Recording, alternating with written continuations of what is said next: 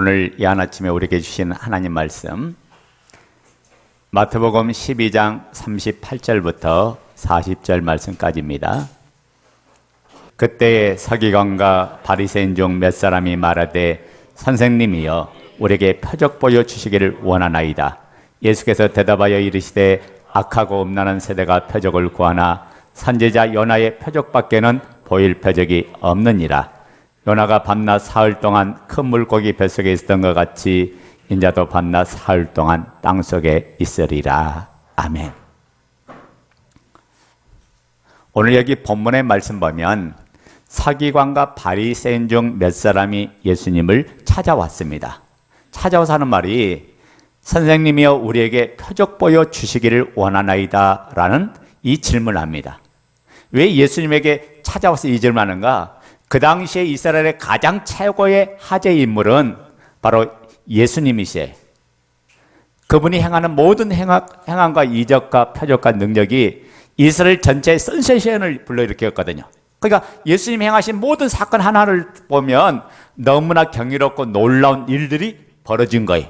그러니까 이 바리새인과 서기관 몇 사람이 예수님을 찾아서 하는 말이 그럼 선생님 우리에게 표적을 보여주세요 라고 물어봅니다. 여기 나온 이 표적은 단순한 그런 표적이 아니라 당신이 하늘로부터 왔다는데 당신이 하나님이라고 하는데 하나님인 이 증거를 우리에게 보여주세요 라는 이 질문을 합니다. 그때 주님께서 그런 말씀하죠. 이 악하고 음란한 세대가 표적을 구하지만은 내가 너희에게 보여줄 표적은 선지자 요나의 표적밖에 없다. 나싱번 이것밖에는 내가 너희에게 보여줄 표적이 없다. 그러니까 지금까지 행하신 모든 표적 자체는 당신이 하나님이신 것을 보여주는 표적인데 악하고 음란한 세대가 안 믿어요. 500년의 역사를 보고도 안 믿어요. 죽은 자를 살리는 역사를 보고도 안 믿어요. 결국 이분은 하나님 안 믿으니까 모든 사람이 믿을 만한 그 표적은 딱 하나밖에 없다. 그 표적이 뭐라고요? 요나의 표적밖에 없다.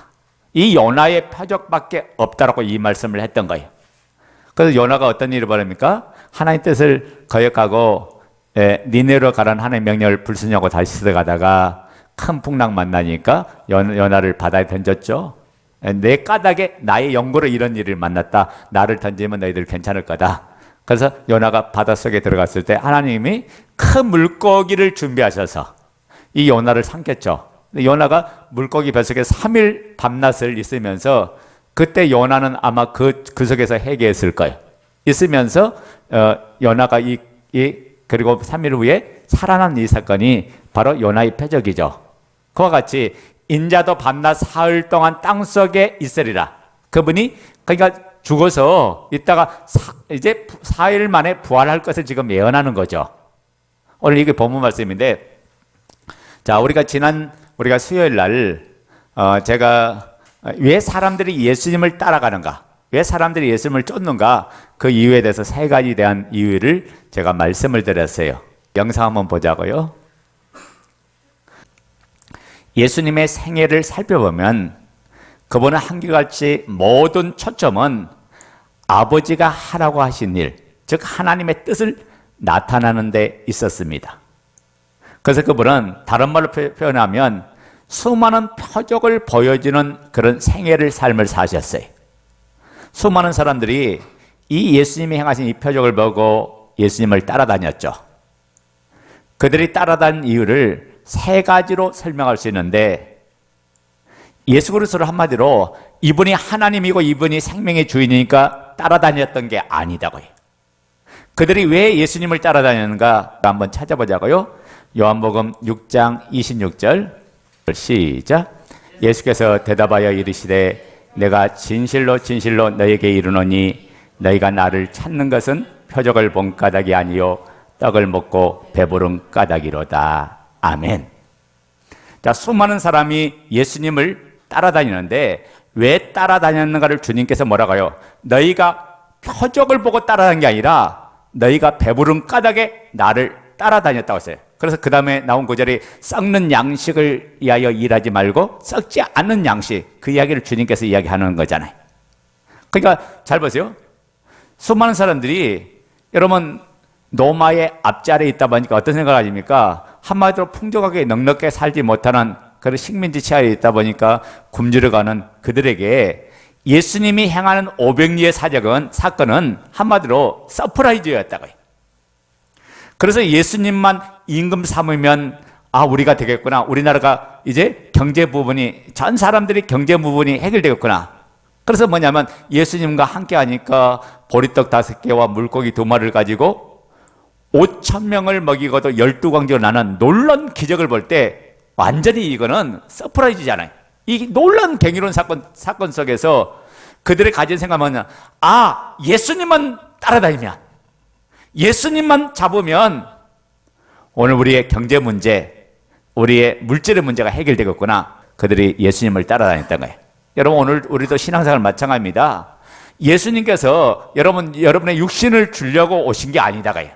단순하게 먹고 사는 문제, 입는 문제, 생활의 문제, 경제적인 문제를 주려고 이분이 오신 게 아니고, 이분이 진짜 오신 건 뭐냐? 우리가 영원한 생명을 주고 구원을 주고 우리에게 천국을 주려고 이분이 오신 줄로 믿습니다.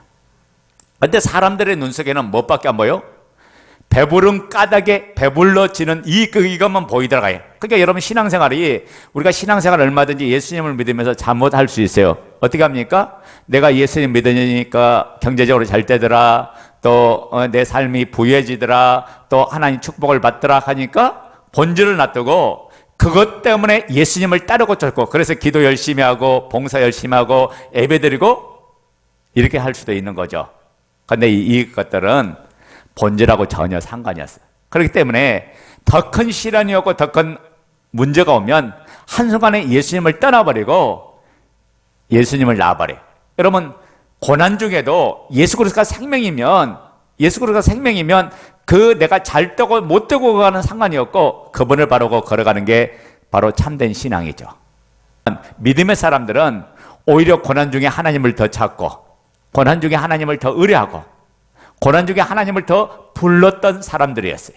그들은 뭐냐면 당장 눈앞에 죽음이 오는데도 그들은 그 예수님을 믿겠다고 한 거고, 불 속에 들어가는데도 불구하고 그들은 우상에 절하지 않겠다고 했고, 사자의 굴 속에 집어였는데도 불구하고 그들은 오로지 그 사자 굴 속에 들어가는 걸 오히려 기뻐하고 여기면서 나가잖아요.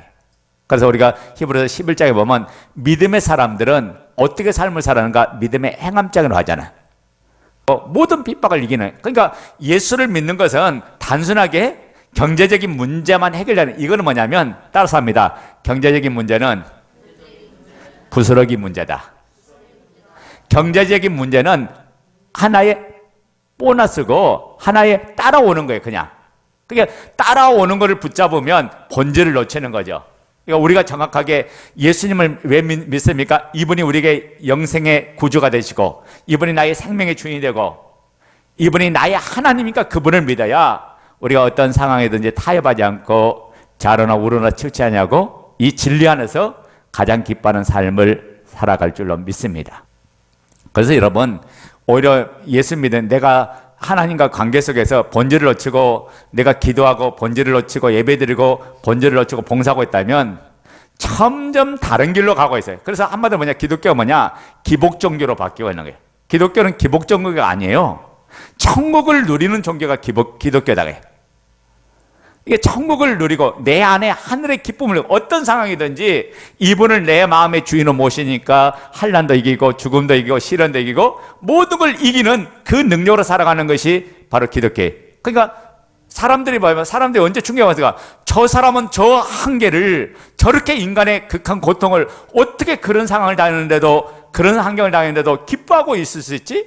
어떻게 그런 환경인데도 그 환경을 마치 지나가는 사람처럼 이겨나갈 수 있을까? 이런데 도전을 받고 이런데 반응하는 거죠.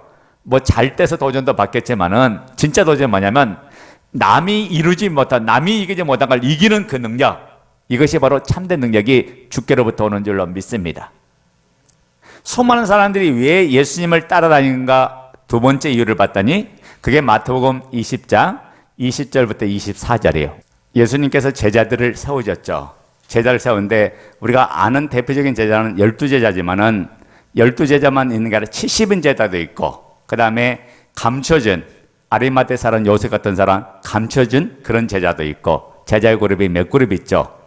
근데 여기 보면 예수님이 따라했던 12명 중에 이제 한 사람의 부모가 찾아왔던 거예요. 어머니가 찾아왔죠.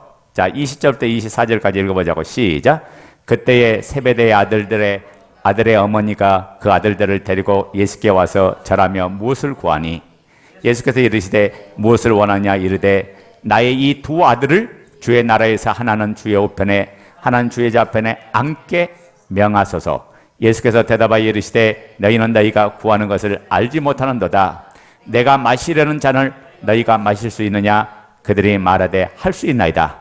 이르시되 너희가 과연 내 잔을 마시려니와 내 좌우편에 앉는 것은 내가 주는 것이 아니라 내 아버지께서 누구를 위하여 예비하셨든지 그들이 얻을 것이니라. 10제자가 듣고 두 형제에 대하여 분이 여기거늘. 자, 여기 말씀을 가만히 유심히 살펴보세요. 제자들이 예수님을 따라다니는 목적을 아주 장날하게 보여주는 구절이잖아요. 그들이 왜 예수님을 따라다녔습니까? 그들의 마음속에 보면 주의 나라 임할 때 그분 앞에 그분이 왕으로 오시니까 그분에게 붙어가지고 권력을 쟁취하고, 출세의 자리를 쟁취하고, 그 다음에 모든 부귀 영화를 누리는 게 이들의 목적이었잖아요. 그러니까 세베대의 아들 야곱의 어머니가 와서 하는 말이에요. 내 아들 하나는 우편에 앉게 하시고 하나는 좌편에 앉게 해서, 우리식으로 말하면 예수님 다음의 자리 좌의정 우의정 되게 해달라고 그 이야기 한 거예요. 그러니까 이 이야기를 했을 때 잡아요. 세베대의 아들의 어머니 야곱의 그게 어머니 하는 말에 제자들의 반응을 보자고요. 제자들이 어떻게 해서 분이 났다고 그랬잖아.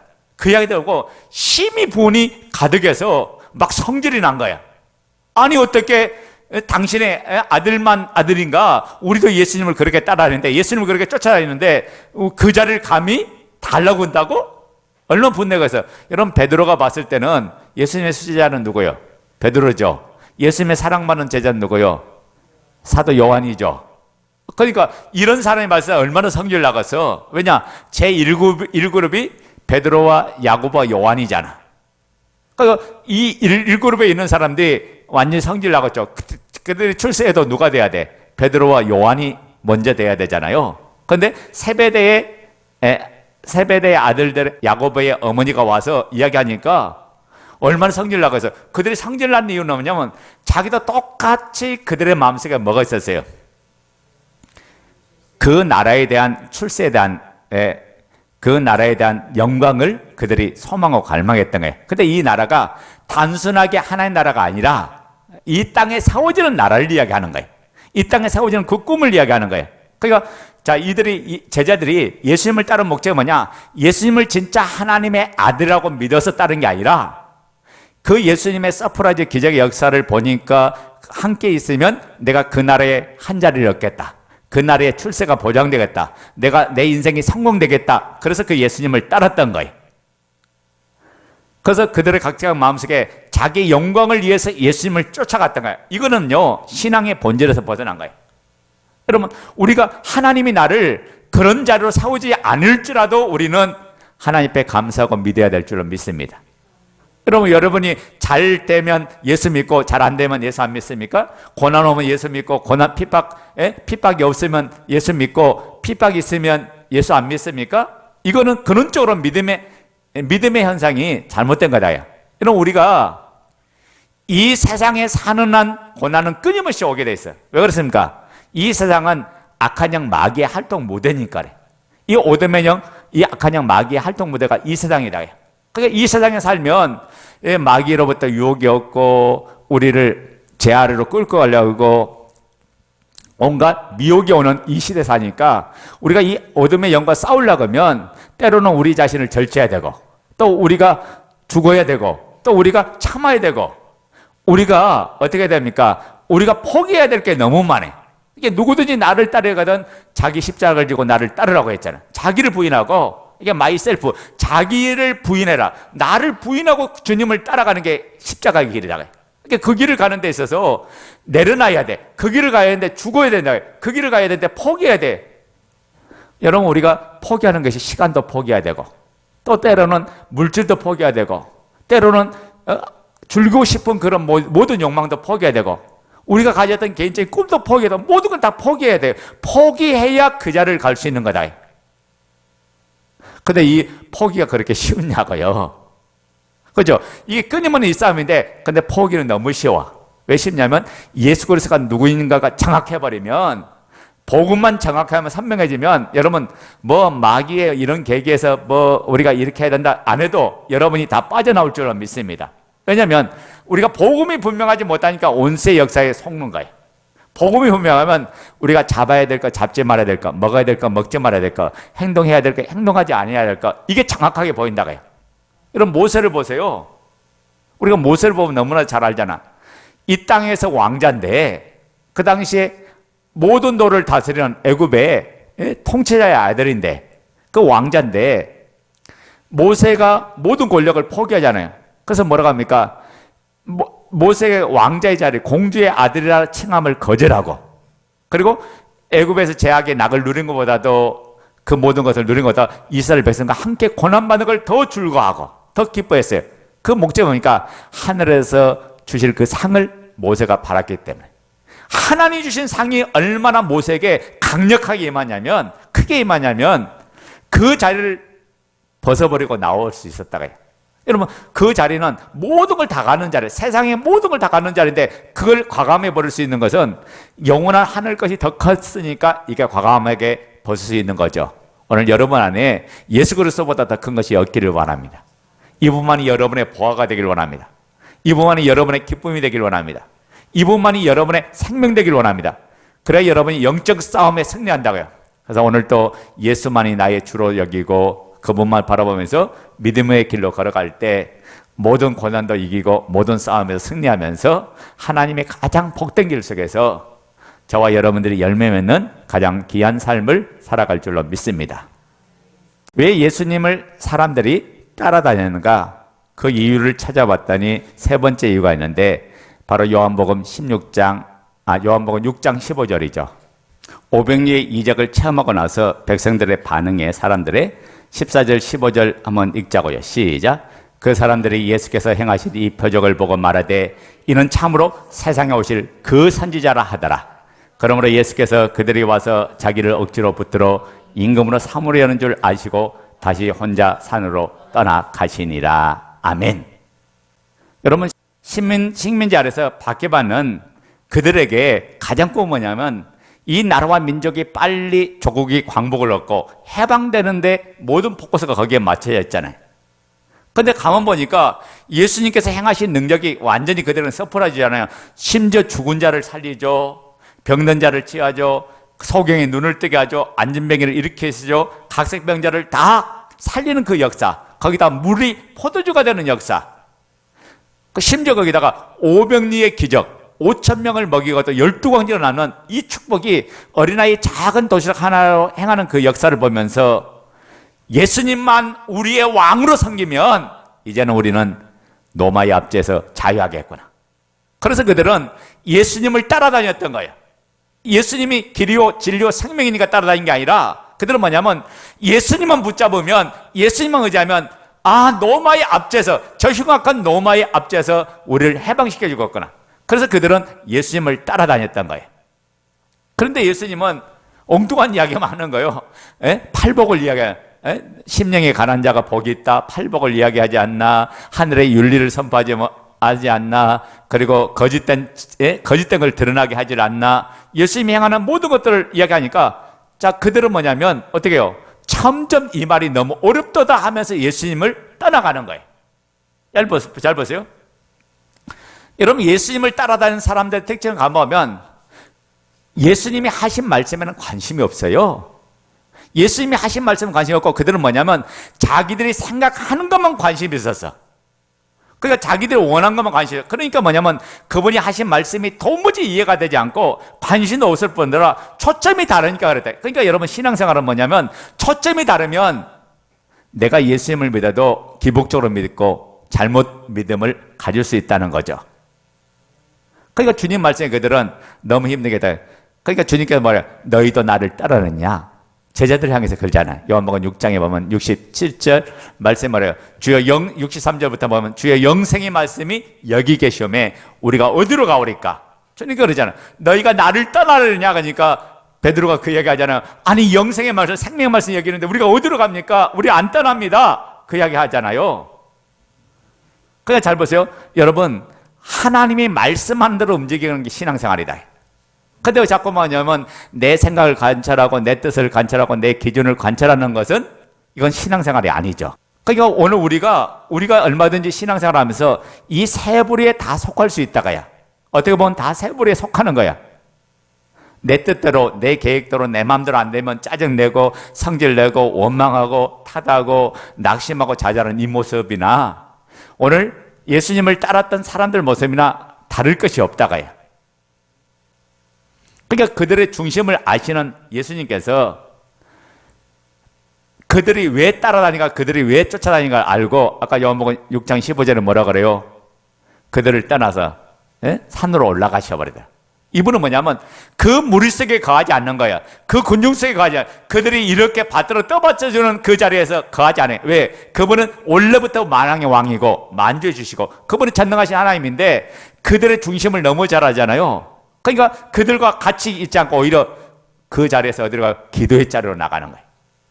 오히려 그들은 하나님과 교제하는 자리로 나간 게 이게 최고의 복된 자리이기 때문에 그 자리가 가요.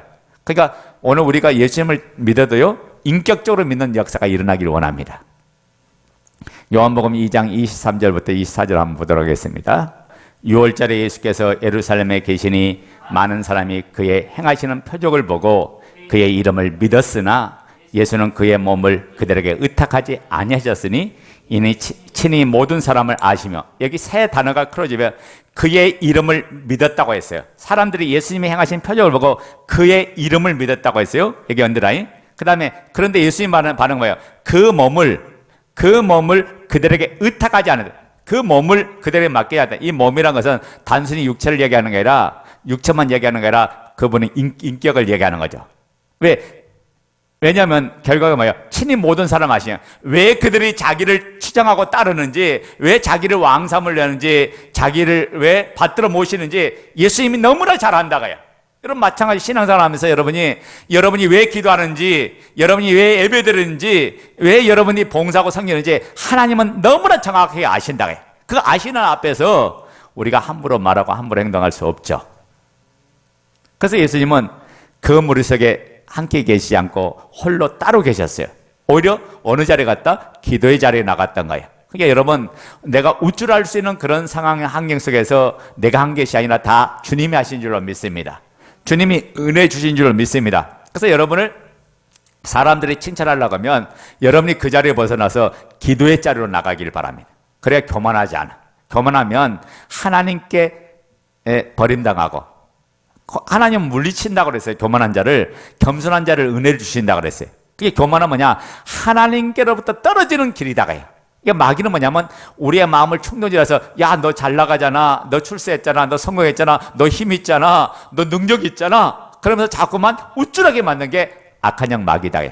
여러분이 믿음의 자리에서 주를 보라고 믿음의 자리에서 승리하는 역사가 예수의 이름으로 있기를 축원합니다. 예수님을 따른 목적이 뭐예요?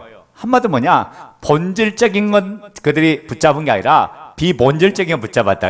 여러분 오늘 교회 온 목적이 뭡니까? 오늘 하나님을 앞에 내가 최고의 영광을 돌리러 왔다면, 내가 이분 앞에 내 모든 걸 드리러 왔다면 오늘 이 예배가 생명의 시간이고 기쁨의 시간인데 그게 아니고 그냥 주일이니까 그냥 의무적으로 왔어.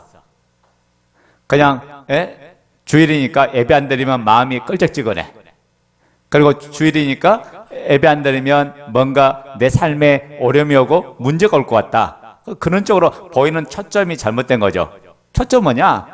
예수 그리스도를 경외하고 높이고 사랑하고 찬양하고 영광 돌리기 위해서 오늘 이 자리에 모여야 된다. 이 예배가 하나님 앞에 드려지기 위해서 오는 거야. 근데 드려지는 것을 뭐냐? 우리가 드려질 때 마음도 드리고 우리의 시간도 드리고 우리의 물질도 드리고 우리의 중심도 드려야 돼. 그러니까 우리가 하나님 앞에 드려지는 것이 온갖 세상 것에 치여 있다가 오면 그 드림이 참된 드림이 안 돼요. 어떻게 합니까? 세상 것에 온통 빠져가지고 있다가 오니까 뭐냐면 교회 와서 우리가 예배 드려도 목사님 말씀이 졸리고, 왜? 말씀을 들을 수가 없어요. 그러니까 악한 영 마귀는 말씀을 들으지 못하게 하는 게 마귀 작전이다. 그러니까 여러분, 복음이 선명하지 못하면 우리가 세상을 이겨나갈 수가 없다가요. 여러분, 선명하다는 기준이 뭘까요? 선명하다는 게 뭐냐면 복음 앞에 100% 굴복이 돼야 된다. 이게 선명의 기준이에요. 무슨 말이냐면 예수 그리스도가 누구인가를 십자가 부활을 통해서 정확하게 우리에게 보여줬다면 이분이 성경에 예언한 대로 오셨고, 그리고 오셔서 이분이 그 예언을 성취하시고, 그분이 십자가에 죽으시고 우리의 죄 때문에 죽으시고 장사된 지 3일 만에 부활하셔서 당신이 누구인가를 정확하게 보여줬다면, 이분이 하나님이라면 그분 자체를 믿는 것이 신앙이다. 그럼 그분을 믿대요. 뭘로 믿냐? 그분의 모든 말씀을 100% 믿는 거예요. 우리가 그분을 믿는다는 기준은 뭐냐? 그분의 말씀을 아멘하고 그분 말씀 앞에 순종하고 그 말씀 앞에 따른다는 것이 믿는다는 거죠. 오늘 저와 여러분들이 그분이 말씀한 대로 우리가 복음에 집중해서 모든 것들이 이루어져야 할 줄로 믿습니다. 여러분, 자기를 한번 보세요.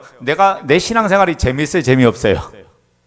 내 신앙생활이 활력이 있고 늘 기쁘고 오늘도 하나님이 나를 통해서 이루어갈 그 역사가 기대가 되는 사람은 뭔가 하나님과 그 관계 속에서 지금 그 관계가 온전한 사람이고, 근데 그런 기대가 전혀 없다 그런 사람은 뭔가 자기를 돌아보는 시간이 돼야 된다. 여러분, 우리가 이곳에 세상에 다 빼앗기고 이것에 앉아있다가 간다고 그 예배가 아니다가요. 예배란 것은 내 모든 것이 들어지는 시간이야. 내 몸도 내 생각도 내 마음도 전체가 들어지는 시간이 예배 시간이다가요. 그래서 우리가 무엇보다 이 시간에는 하나님 앞에 올리는 시간이에요. 우리가 이 확실한 신앙의 증거, 믿을 만한 이 증거를 붙잡을 때 우리는 모든 상황에서 흔들리지 않은 줄로 믿습니다. 그래서 주님께서 그렇잖아요. 지금 서기관과 바리새인이 찾아와서, 아니 당신이 하늘로부터 왔다는데 하나님께부터 온 증거를 우리에게 보여주세요 하니까, 이 악하고 음란한 세대가 표적을 구하지만은 내가 너에게 보여줄 표적은 요나의 표적밖에는 없다. 여러분, 오늘 우리에게는 요나의 표적이 전부인 줄로 믿습니까? 아멘. 이 요나의 표적이 100% 내 안에 굴복될 때 창세기부터 요한계시록에 있는 모든 말씀이 다 하면 돼요. 따라서 합니다. 부활신앙은 재림신앙이다. 자, 예수님께서 수많은 표적을 행하신 목적은 뭐냐? 우리가 요한복음 20장 30절 31절에 정확히 나오죠. 예수께서 제자들 앞에서 이 책에 기록되지 아니한 다른 표적도 많이 행하셨으나 오직 이것을 기록함은 너로 예수께서 하나님의 아들 그리스도이심을 믿게 하려 함이요 또 너희로 믿고 그의 이름을 힘입어 생명을 얻게 하려 함이라. 자, 예수 그리스도가 하나님의 아들이시구나, 이분이 바로 메시아구나, 이분이 생명의 주인이구나, 이분이 구원자구나, 이것을 믿게 하려고 그 표적을 기록했다가 해요. 수많은 사건을 기록한 목적은 뭐냐? 기록의 목적은 뭐냐? 그분이 누구인가를 보여주고 알려주려고 기록한 거죠. 그리고 그것뿐만 아니라 그래서 믿어서 그분을 힘입어서 생명을 얻고 생명을 누리는 삶을 살게 하려고 이분이 모든 사건을 기록하게 하셨다고 말이에요. 그러니까 여러분이 예수님이 행하신 그 발자취를 따라서 같이 움직이면서 여러분의 믿음이 부를 듯 일어나고 하나님의 그 사랑 그 은혜 속에서 여러분의 모든 삶이 아름답게 이루어지길 원합니다. 자, 보세요. 그러니까 수많은 표적과 이적과의 그 사건을 통해서 예수님 바로 누구란 말이에요? 하나님의 아들이시고 그분이 그리스도임을 알게 하렸다. 그리스도란 말은 구원자, 메시아, 구주 그 말이죠. 이분이 바로 우리의 생명의 주인인 걸 알게 하려고 이분이 오셨다. 그래서 우리가 하면 영원한 생명을 힘입어서 이제 주님과 함께 동행하며 누려가 사는 목적이 이분이 오신 목적이다가요. 그래서 예수를 믿으면 이제부터는 주와 함께 동행하는 삶이 마땅한 줄로 믿습니다. 아멘. 여러분 수많은 표적과 기적과 이적을 나타냈음에도 불구하고 사람들은 그런 기적을 일으키는 예수님을 보기보다는 기적에 초점을 맞춘 거지, 표적을 초점을 맞춘 거지, 그것을 행하신 이에게 초점을 안 맞췄다가요. 그러니까 우리도 마찬가지예요. 우리에게 나타난 어떤 복이라든지 치료라든지 능력에다가 표정만 맞추면 안 되고 중요한 건 뭐냐? 이분이 누구냐는 거예요. 그 치료를 행하신 그분이 누구고 그리고 능력을 행하신 그분이 누구냐는 거예요. 예수가 누구냐는 이쪽에다 맞춰야 우리가 모든 삶을 승리하고 이겨나갈 수 있죠. 근데 당시 유대인들은 가만 보니까 어디다 맞췄어요? 기적을 행하신 이에게 맞춘 게 아니라 우리가 찬양도 하죠. 기적을 행하신 하나님, 능력의 하나님. 오늘 또 뭐 웨이메이커, 길을 만드신 하나님이라고 그 이야기 하지만은 그분 본질 자체를 안 믿으면 그 길이 무슨 의미가 있어요? 그 능력이 무슨 의미가 있어요? 아무런 의미가 없다고요. 근데 당시에 사람들은 뭐예요? 예수님을 가만 보니까 30대 초반 사람이거든. 그렇죠? 3년 반 동안 사역에서 33살에 돌아가셨으니까 30대 초반 젊은 청년이거든요. 근데 그 청년이 하는 말이 야, 나를 본 사람은 아버지를 봤어. 아버지와 내가 하나다 라고 하니까 이것 자체를 그분을 하나님을 믿는 것 자체가 너무 힘든 거야. 그게 뭐냐면 근원적으로 표적은 뭐냐면 예수가 누구인가를 나타내는 건데 자꾸만 능력적으로만 초점을 맞춰지니까 혼미가 들어가는 거예요. 그러니까 수많은 표적을 봤어도 예수님을 하나님이라고 고백하지 못한 거죠. 그래서 우리가 이제 마태복음도 14장 나오고 마가복음 8장도 나오지만은 제자들과 함께 배를 타고 건너갈 때 큰 풍랑을 만났을 때 죽게 됐을 때 예수님이 고물을 베고 주무시다가 예수님께서 주님 우리가 죽게 된다이다 우리를 살려달라고 하니까 주님께서 나오는 현상이 뭐예요? 두 가지 나오죠. 하나는 뭐냐면 그 풍랑을 일으키는 근원을 향해서 명해서 풍랑아 잔잔해질지어다 라고 명령했죠. 근데 또 하나의 명령이 있어요. 또 하나의 명령은 뭐냐면 제자들을 갖다가 책망해요. 이 믿음이 적은 자들아 라고 하면서 제자들을 책망했어요. 이 두 가지 사건이 있어요. 이 풍랑을 잔잔케 하는 이 사건을 통해서 예수 그리스도가 누구인가를 보였죠. 이분이 천하 만물을 다스리는 분이구나. 그분이 바로 하나님이시구나. 그분이 전능자시구나. 정확하게 이 모습을 보여줬다가요.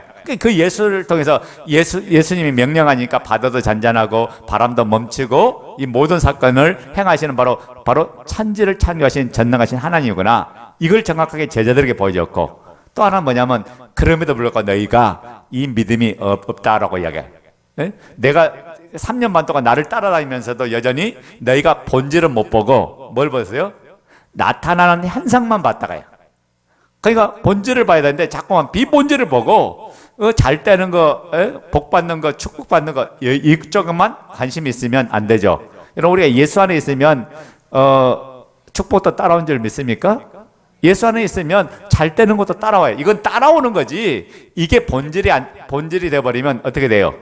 축복 안 받으면 교회 떠나. 병 되면 교회 떠나. 아니 우리 예수 믿는다고 우리 병 안 됩니까? 여러분 바울은 육체의 가시를 안고 죽을 때까지 안고 살았어요. 요즘 말하면 바울은 불치병을 안고 살았어요.